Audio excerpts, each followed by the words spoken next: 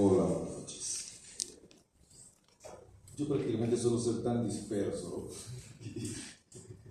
y, digamos, tampoco concentrado que sin escribir un speech hace rato. Yo no quise,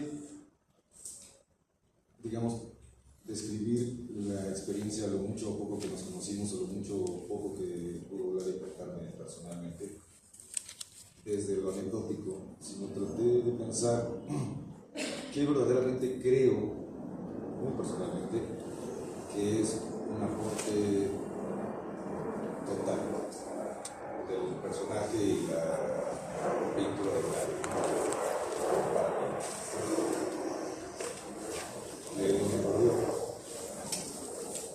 Mi intervención es totalmente basada en experiencias e interpretaciones muy personales acerca de Gladys, su técnica y su intención pictórica, y de ninguna manera busca establecer verdades ni reglas al respecto. Es más un mito individual o una lógica sui generis construida desde la nebulosa de la memoria y muchas veces no sobre lo que es, sino lo que he querido que sea. Lo que se entiende y se reitera a menudo acerca de la obsesión, por así decirlo, de Vladi por la técnica pictórica y su rigidez, está lejos de presentarse como un paradigma como se piensa. Es al contrario una total paradoja. Vladi mismo decía que se creía que él solo estaba interesado en la técnica y su pureza, pero explicaba que solo era porque visiblemente era un tema no superado por los pintores modernos. Si supieran pintar, yo jamás hablaría de ello, decía. El sentido alquímico de la pintura en el estricto significado al que se refería, creo yo también, va más allá de lo técnico, en tanto la regla, en tanto lo comprobable. Era por el contrario un conocimiento del ser a través de la pintura y sus materiales como disciplina, como lenguaje.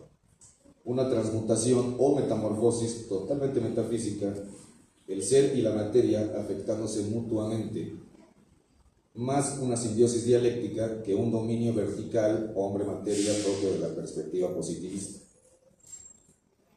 El término lógica material, como él nombraba el manejo técnico de los medios pictóricos, engloba lo primordial de esta idea. No es la regla de un libro o un artista, un restaurador o estudioso o vaca sagrada, sino la lógica de la materia per se, cómo se comporta, cómo convive entre sí, dependiendo de sus características básicas, qué son y de dónde vienen los elementos utilizados, y así poder ajustar o inclusive experimentar otras posibilidades desde esa lógica.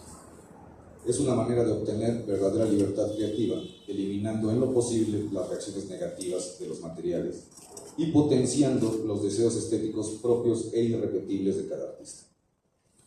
La paradoja se demuestra en tanto el propio Vladi se permitía experimentos y licencias técnicas que no encajarían con la visión de quien solo lo reduce a un demagogo renacentista, promotor de lo bien hecho monolítico.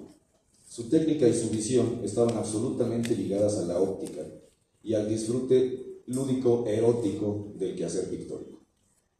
De igual modo, la paradoja reina en su iconografía, que deambula entre terribles reyes persas con tacones, hombres con cabeza de balón de fútbol que cabecean su propia cabeza, o Fidel Castro montando en reversa a un dinosaurio. Es decir, Vladi corría entre los temas más complejos desde un punto de vista teórico, filosófico, político, como la historia, la violencia, el hambre, la guerra y las revoluciones de toda índole, la estupidez humana y su propia historia de paria en el exilio, la persecución o la locura de su madre, cargado de sarcasmo, de humor negro, de contradicción. Como entre lo pétreo y lo fluido, lo material y lo espiritual, lo caótico y lo freudiano, católico y lo freudiano, la tragedia shakespeariana o el superhéroe, Dionisio, Eros o Texalcoatl, etc. Todo en él, a mi manera de ver, es paradoja. Por tanto, posibilidades, camino abierto.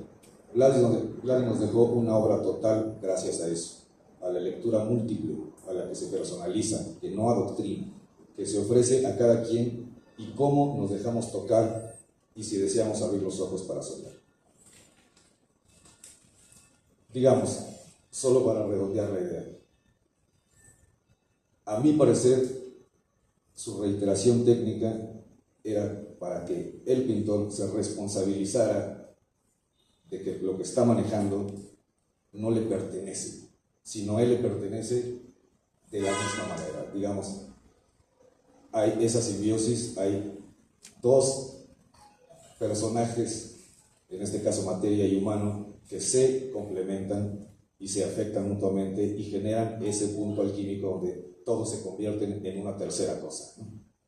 Más allá de un adoctrinamiento o de este viejo regañón que hablaba todo el tiempo sobre eso, creo que la idea es mucho más profunda y mucho más humanista en el sentido de vivir la pintura como un lenguaje y como una posibilidad de elevar el ser a otro nivel. Creo yo, bueno, digamos, es una idea muy general de lo que yo considero de lo que es Blanc, y más allá de lo anecdótico o lo específico de su historia alrededor de nosotros. Y es muy normal, digamos, y es muy visible en tanto la obra de las personas que lo rodeamos es muy particular. Habemos unos que nos parecemos más o menos a como decía Roberto, es como tirano, ¿no? Porque es muy aplastante de repente su influencia, pero justamente se ha sabido de las personas que lo han rodeado personalizar y lograr sacar de ahí un lenguaje muy individual, ¿no?